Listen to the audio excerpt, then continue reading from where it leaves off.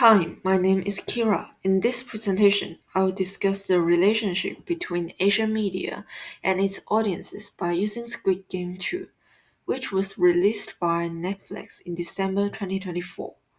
I will mainly focus on three concepts from Module 2, which are pop cosmopolitanism, transnational proximity, and hybridity.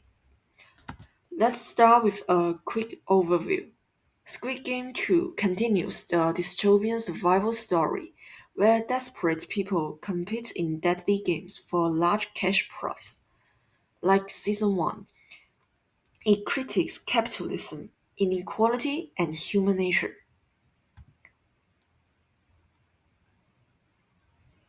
Let's start with our first concept, transnational proximity. This concept helps us understand how Korean media, like Squid Game 2, is able to emotionally and culturally resonate with audiences across national borders.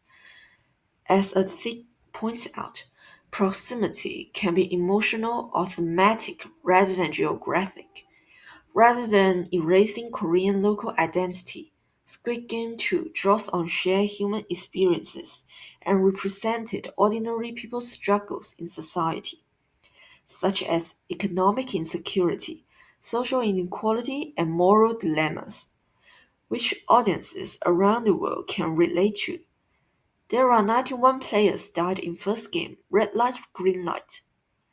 If the most survivors agree to end the game, everyone can go back home. But that means they need to face the cruel circumstances again. Players are forced to participate by their poor and hopeless circumstances. It seems like everyone has equal opportunities, but is it actually is? Jin says Squid Game 2 as this is the epitome of capitalism and a critique of the central idea of the late capitalist world. When the cultural products are mixed by familiar and different cultures, they are easier to spread transnationally, especially on streaming platforms. The second concept I would like to discuss is hybridity. According to Lee, Korean dramas and media often shows a real fantasy through hybridity.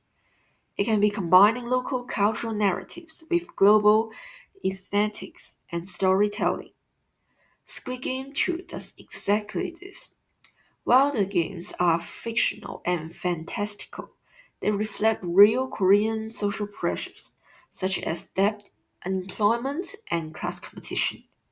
At the same time, the series draws on global genres like the battle royale and dystopia, making it be more adaptable to international audiences.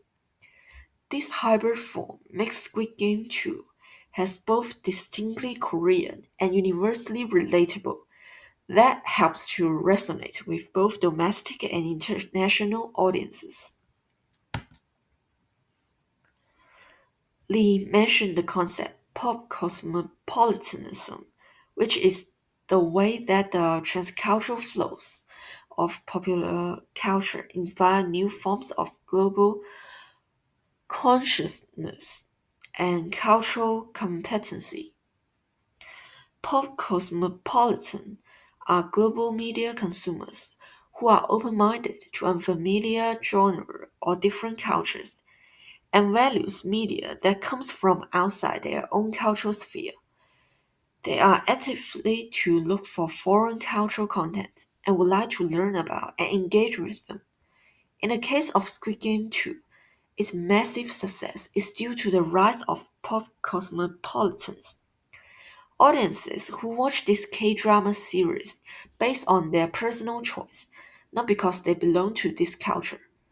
In other words, this reflects the shift in media consumption. Audiences are no longer limited by national boundaries or language barriers. In conclusion, Squid Game 2 is a powerful example of how Asian media can engage global audiences through transnational proximity, hybridity, and pop cosmopolitanism. By mixing local narratives with globally familiar genres, The series reflects the complexity of transnational media flows and the change of audience engagement in the digital era.